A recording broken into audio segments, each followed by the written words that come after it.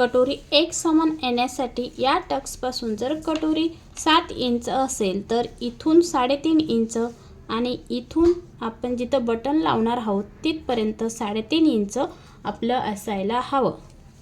आता बटन लावताना नेहमी बटन बाहेरच्या साईडनं न लावता आतल्या बाजूनं लावायचे या ठिकाणी, म्हणजे गळा कमी जास्त होणार नाही आणि शोल्डरसुद्धा उतरणार नाही।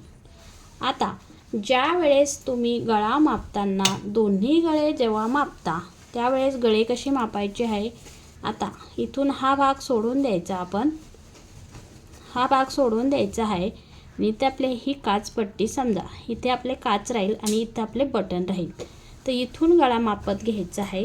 कटोरीपर्यंतचा गळासुद्धा दोन्ही समान असायला हवा, बघू शकता तुम्ही, आणि आपल्या शोल्डरपर्यंतसुद्धा गळा एक समान आला तर आपला गळा उतरत नाही, बघू शकता दोन्ही गळे आपले एक समान आहे।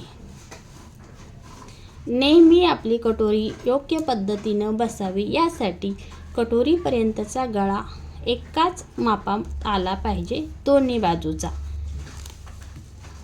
बघू शकता।